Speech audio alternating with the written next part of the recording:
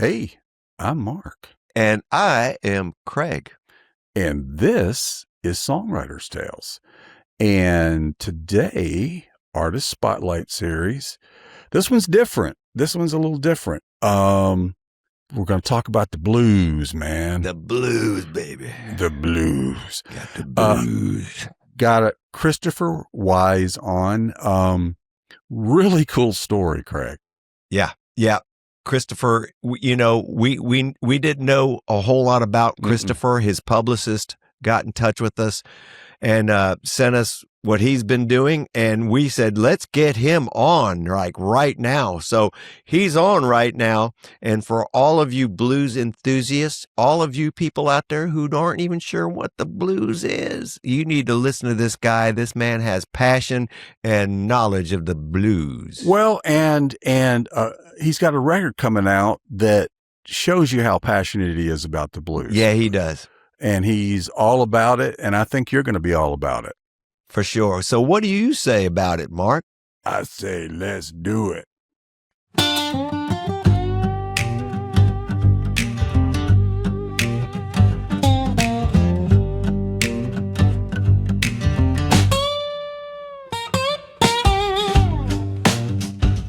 But music, that's been different for me. And so I don't have that. And so I've learned, just forget, just make the song, man. Serve the song, make the song, make the story. And for me, the song's a story. So just tell the story. Right.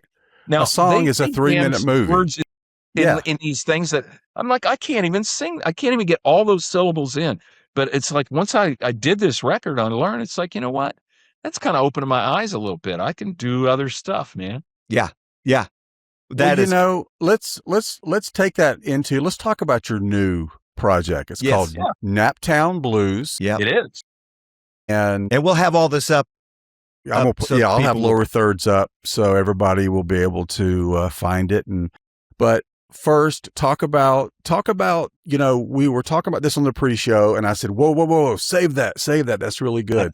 Let's talk about where it came about. What is it an homage to? You've kind of hinted at it, but let's go into the detail. I'll back up just a little. I told you I wrote these 12 songs. The record, my first record, Stuck in the Mud, it's back on the wall there, takes off. I said, I'm going to do another record, and I only got those 12 songs. Let's just go do a show. And so I took the ones that were bluesiest and easiest to do without, having all these overdubs and all this stuff. And then the night before the show, and 2 days, some of the guys I've never played with, but we got together. It's like, we can do this. And then I'm like, hey guys, how about we do a couple of covers? How about we do How Long Blues? It's an old Leroy Carr and Scrapper Blackwell song. And, we go through it once. It's like, yeah, it's blues, man. We got it. And these guys are great blues guys. And then I did another one, Nobody Knows You When You're Down and Out, an old 1928 rock song. And so now I got an album that's got a Leroy Carr and Scrapper Blackwell song on it. And I go back to Indianapolis. I turn around, leave Clarksville, Mississippi, come back with two guys in the band that are my buddies here in Indianapolis. And on the way back, all we do is talk about Leroy Carr and Scrapper Blackwell, and we're listening to their music, and we're driving, and it's like, who in the heck were these guys? I mean, and they won't leave us alone, man. We just keep listening to their music, and then I've started doing stuff for TV and some film stuff, and Jim Riley's like, you got any blues stuff? I said, well, yeah. And I said, I got my stuff. I said, I've got a few from Leroy Carr and Scrapper Blackwell. They're old public domain songs nobody's ever heard. He's like, well, let's record a couple of those. So I went in the studio with just me and John Boyle, my guitar player, and we did them real stripped down, and we got them done. We're like,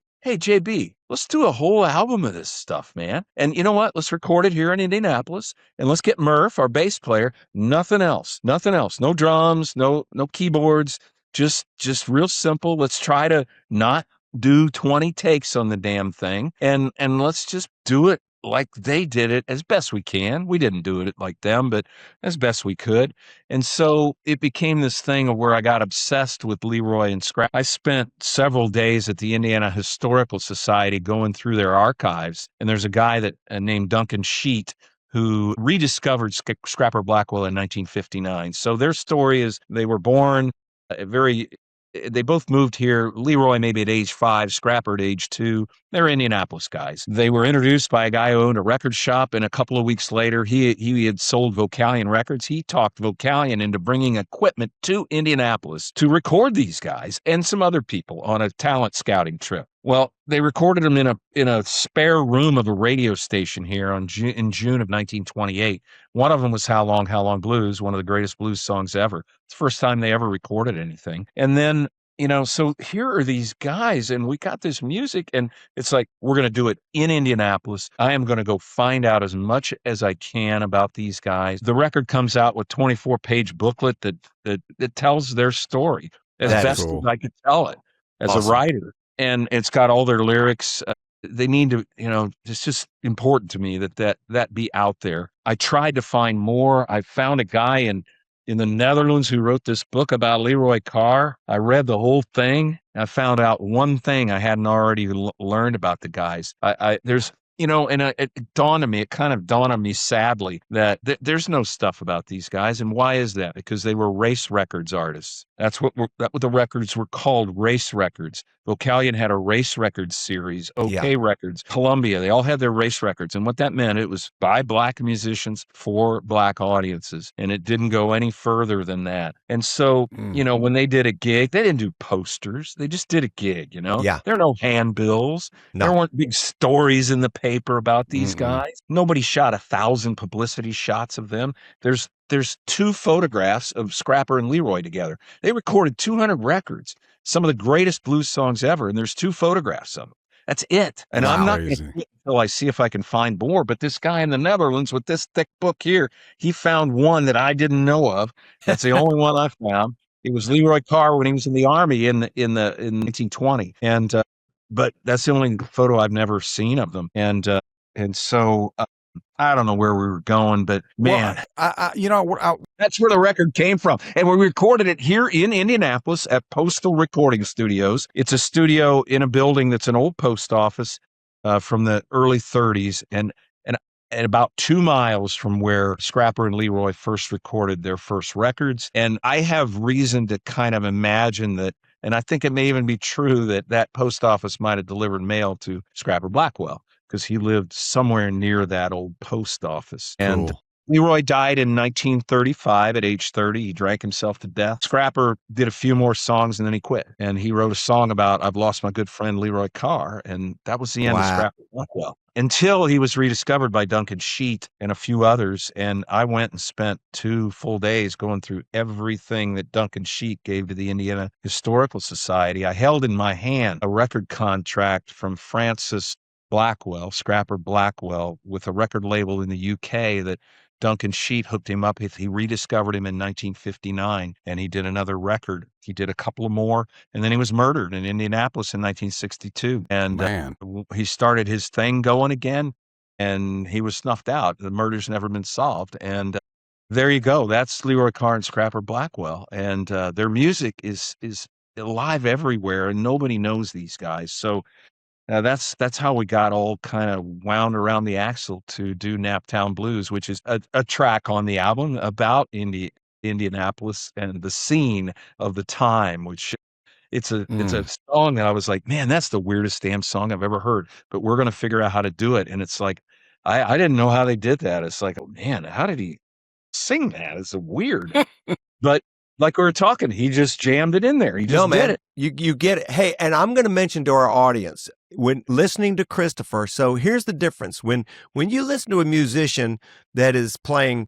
Van Halen, or you're listening to a musician that's playing Led Zeppelin, or, pick it. Most of the times musicians, they'll listen to the guitar player just to get all their riffs. Okay. I mean, you're going to get Jimmy Page's riffs and you're going to get Eddie Van Halen's riffs.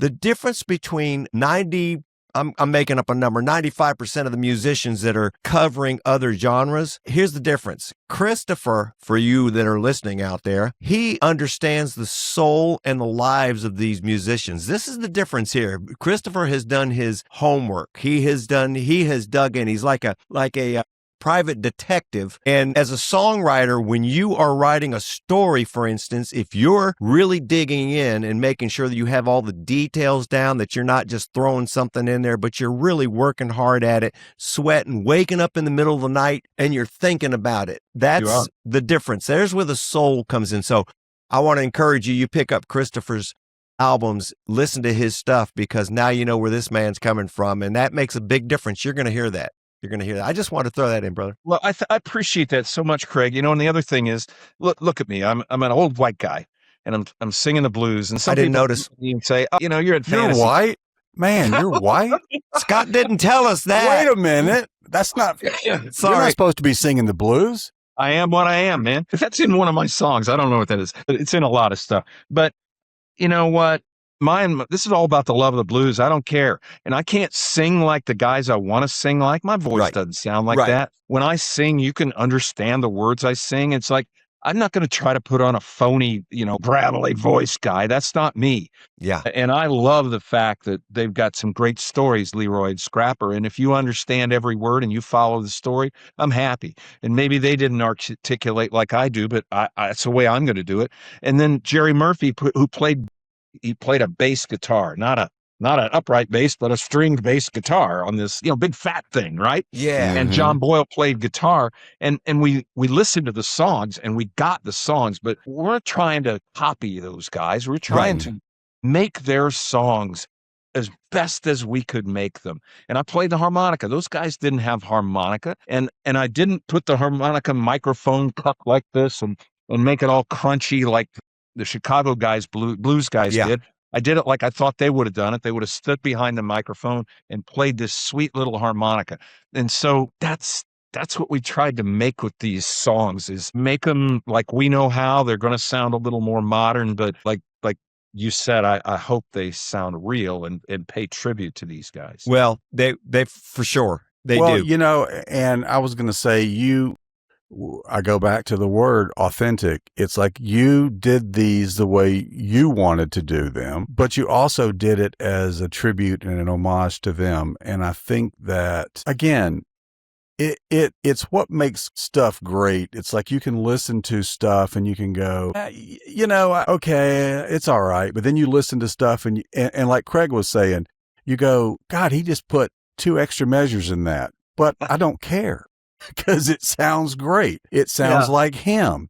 It sounds, and they weren't trying to impress anybody. They were just trying to express themselves. And I think that's the way kind of the way I'm getting from you. You're doing this for them. You're not doing this for, wow, everybody, look how great of a singer I am, or look how great of a guitar player he is.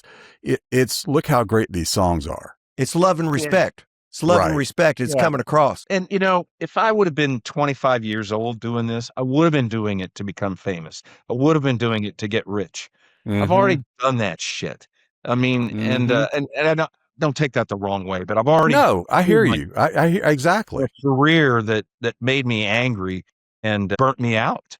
And I did okay at it. I came out the other side, and I'm a more joyful person now, and it prepared me to be able to do this, and I'm not going to let 1 second of this opportunity escape me. People say, why aren't you out gigging and playing? It's like, I have more songs to write and more songs to record. If I take my eye off the ball, I'm not going to get this record done. I'm not going to get the next record done. And I love playing, and it's like, I can't squeeze it in, and I got to stay focused. I don't know why I've been brought to this point to do this, but I know I must do it. It's kind of weird, guys. I'm sure you feel that way too. You don't know where these ideas come from. I get a song, it works. I don't know where the ideas come from. They write themselves. They come through me. They just come through me. And I'm not gonna. I'm in a state where I'm not gonna let that go away. I'm gonna try to stay in this state as long as I can. Well, Craig and I have always said, 30 years ago, we were trying to be hit songwriters, and we were trying to get the next Garth Brooks cut or but we also were learning how to write better songs, and we were meeting people but now it's like, if you followed anything to do with the music business now, almost impossible to be a songwriter and make a living at it because all the money things have kind of gone away. But yet Craig and I are still writing songs, and it's because, like you just said, well, Craig and I can't speak for Craig. I know, because I know he has. We've both tried to quit. It's like, screw this. I'm not doing this anymore. I'm not gonna let this break my heart. I give, uncle. And then, a week later, a song title will drop in your lap, or you'll hear somebody say something. You'll go, oh my God, that's a great song. No, but I'm not going to write it. I quit. And then, as a matter of fact, Craig and I were talking one day, and I was like, yeah, I'm not doing this anymore. And Craig said, we started talking about some ideas, and we're laughing and cutting up, talking about some of the things we've gone through. And here I am writing again. So it's like, you can't walk away from it. If you're a writer, you're a storyteller, right? You guys are supposed to do this, right? I don't know why. I'm not going to get into the metaphysics, man. But I mean, look at all. I'm so thankful. I said to Ralph Carter, my co-writer, the guy who worked with Eddie Money and all this stuff. I said, Ralph, man, I'm kind of bummed because you got to do this when you were young and da-da-da. And, look at me. I mean, I'm starting at age 65. I mean, he's like, no, I think it worked out okay, man. I don't think it would have worked out this way for you if you'd have done it that way. Who knows? I know, yeah. I don't just think it wouldn't. I know it wouldn't. Yeah. Mm-mm. Yeah. I would have ruined it. Now it's not ruined for me.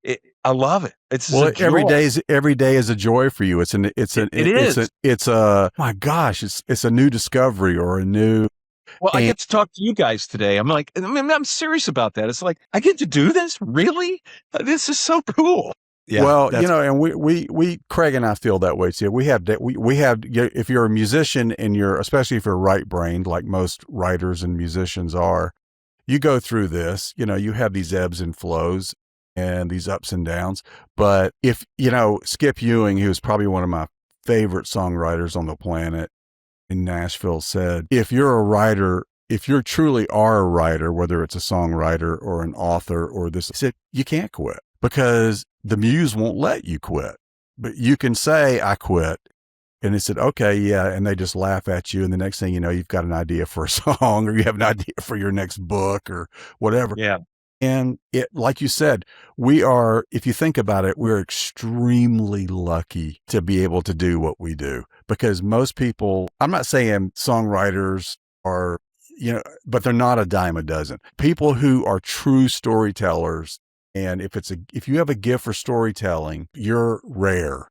There's not a lot of people that know how to do it. And I don't know if I'm any good at this, but I do know that having, been in the crucible for 45, 47 years writing, yeah, I mean, I know, I'm confident I can get something written. Now, whether the music's good or whether it's a great story, I don't know. I wrote nonfiction. I've written 5 nonfiction books, but I mean, these are fiction. And I always wondered, when am I going to write a novel? You know what? I know the answer now. Never.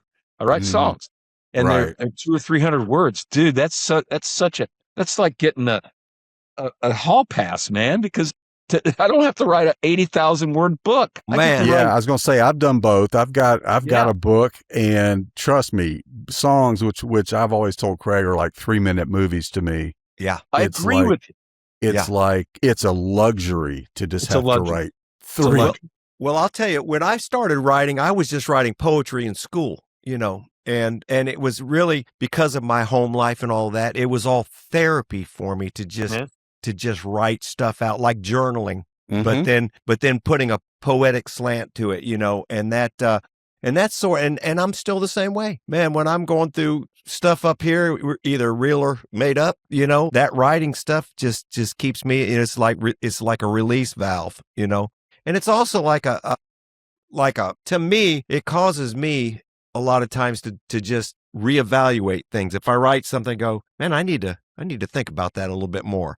And then as I unpack it within the song, a lot of things come out that I went, oh, yeah, no, that makes sense, So yeah, there's definitely a plus. It's like we get it working for us. And it's our therapist. It's free therapy. For sure.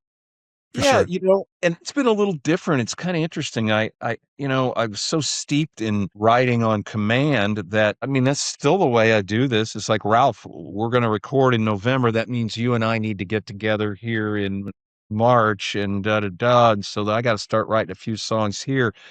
I don't write songs every day. I do it Mm-hmm. because I know I want to make music, and it being an ad guy, I was a producer of things, ad campaigns or whatever it was. And so Mm-hmm. I see how there's always a thing that's you need to do now that you get, and I can see all that out in front of me. So I'm not as free flowing as a songwriter Well, I as think you you have your guys. style, though. Well, I think you have your style. Everybody has a different style. I Yeah. don't write songs every day. I think Yeah. Craig could probably write 5 songs a day, just because he thinks in, like, when he'll say, "Hey, I have an idea." When I say I have an idea, I have a hook. Craig has four verses and 2 choruses, and he's working on the bridge.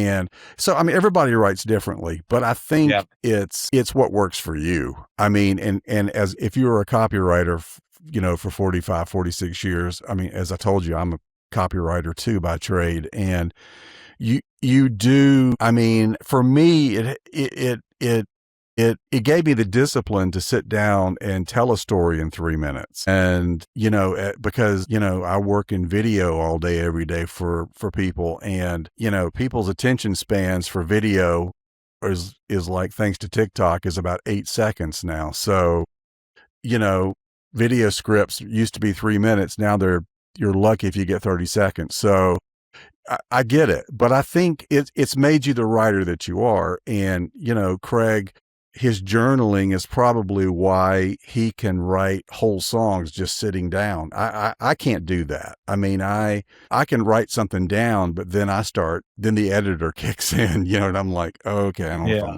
don't like that word. Well, yeah, I'm a rewriter. I mean, people say, yeah. so you just, like, I've written books. They say, so you just like write it all out and then you go back and fix it. I go, no, I labor over every word, and I don't go to the next word until it's an okay word. I did this graph for this one book that I wrote. So I saved my Word doc every writing session. And then I counted like the words and pages, and it would go up, but a lot of times it would go backwards because I'd reread what I did and I'd rewrite it all. Mm-hmm. Now, so I had 6,000 words as of the end of the day yesterday. Now I got 4,800. Right. So let me give the takeaway, and then we're going to wrap up here in just a minute. Here's the takeaway for all you songwriters out there that are trying to learn how to write. Here's the takeaway: there ain't no one way to do it. Mm-mm. You do what you do and what makes you roll, and that's the bottom line. You can listen to us. You can listen to all the, on some more of our podcasts. We've got some of the world-class songwriters on there. Steve Dorff is one. And just know that you do what you do and what you do best, and don't worry about how everybody else does it. That doesn't even come into play. You'll just wear yourself out wondering if you're doing it right. If you're doing it, you're doing it right. Am I That's right, exactly fellas? right. That's exactly, Yeah. amen. If you're doing it, you're doing it right. That's correct. Well, most people just talk about it. Let's face it. 9,999 out of 10,000 just say, I'm going to write a song. I got to write that down. Hold on. Yeah, you're that's right. the other thing we do. If you throw a good line out, we're going to steal it and use it as a hook. So no, I know that. We'll give you credit. We will give you credit. You'll be a co-writer on it, but you may go, wait a minute. I've heard that before. I said that. Yes, funny, you did. Man. Well, I'm the same way, Mark and Craig. I'm listening. I'm in line at the laundry or something, dropping off a shirt or something, and I hear somebody say something. I was like, well, there's a song, right? You do that. Okay. I got to tell you this story. I don't know if you heard this podcast. Fred Mullen. Was it Fred Mullen that was telling us? Yeah. So Fred Mullen was telling a story. Fred is Jimmy Webb's producer. Okay. And Fred has produced huge records. He's worked with Dan Hill. He worked with Lamont Dozier, and this is what the story he's going to tell. So he was working with Lamont Dozier back in the day, and Lamont wrote "Stop in the Name of Love." Okay, he wrote all these Motown monster hits. Okay, so that was Lamont Dozier. So he was in their studio working with me. He says, "So tell me, Lamont, how did you write that song?" And Lamont tells him that he was basically having an affair in a no-tell motel. on his wife. His wife found out about it, was banging on the door. He sends the gal out the back window. She comes busting in the front door, and she's just pouring it all on top of him. And he's trying him to settle to her a down. pulp. He finally says, "Honey, stop, in the name of love." And then he just kind of went, Hang on, let me write that Excuse down. me a minute. Hold on, honey. Can you back off a little? Showed up to the Motown studios the next, either that afternoon or the next day. He said, I got a title. Got with his partner and they wrote that song, man. Well, I'll tell you this. I'll make it real quick. I'm driving down to Memphis. I'm driving down to meet Ralph Carter at the Memphis airport. I'm going to pick him up. We're going to go make my first songs. And I'm like, got my SUV. I'm driving and I'm looking at the map there. And I'm like, where am I? It's like 3 hours from Memphis. Crap. 3 hours from Memphis, 1,000,000 miles from home, 15 years of paying dues. I did it on my own. Love it. And so I wrote that song on the way to pick him up on the console thingy. I still have it on little scraps of paper. I was too scared to pull off the road because I have the whole song about this guy he's an old guy and he's going to be a hit maker. And the guy saw his YouTube and he's invited him down to Memphis and he's going to hear his song and he's going to make a record. So I did it and I recorded the thing. And then about a year later, I go, that was an autobiography. That was about me. Right. Love it, man. I didn't even know that. Love that. I didn't know anyone in Memphis. My record label's in Memphis. That was the record man. I wrote about him before I ever knew him, met him. That is awesome. Pretty How ordained. did that happen? Well, somehow or another, it just gets dumped, like you say, and we're just along for the ride, man. We just have to have our radar out and be willing to just put the work into it, because it is work. But hey, brother, we have thoroughly appreciated it. I'm going to tell our listening audience, we're going to stay on for a few minutes after we hang on before you do that, Craig. I'm sorry. Go ahead. I was going to say, tell the audience again the name of your record, when it's coming out, or if it's out, where they can get it. And so, Okay, I'll do it. So it's Christopher Wyze and the Tellers. That's my band. We have a single that releases tomorrow, July 31st. It's called I'm Going Back to Tennessee. And then we have an album of Leroy Carr and Scrapper Blackwell songs, of which that single is one of them, called Naptown Blues. And it releases October 2nd on Big Radio Records out of Memphis. And you can find Christopher Wyze and the Tellers and their music everywhere that you can get music. I mean, it's everywhere now. We've got a great label that gets it out there. So look me up, go to the website, Christopher Wyze. We're out there. You can find it. Thank you. We'll have all that up. No, thank you. Thank you for coming on. And it's always nice to talk to a fellow copywriter copywriter / who've morphed into songwriting. And welcome to the brotherhood. Super cool. I'm a neophyte, guys. Just to be able to learn from you and talk to you is super cool. We have loved it. Storytelling is storytelling, brother. I mean, passion is there, man. Exactly. That's great. That's it. What fun it's been. Thank you. Thank you. Thank you. Thank you for coming on and for spending time with us. And for our listening audience, we will see you next time from Songwriters Tales with Mark and Craig. Hey, this is Mark and Craig with Songwriters Tales, and we need you to like, subscribe, comment, and share. See you soon, folks. See ya. Let's do it.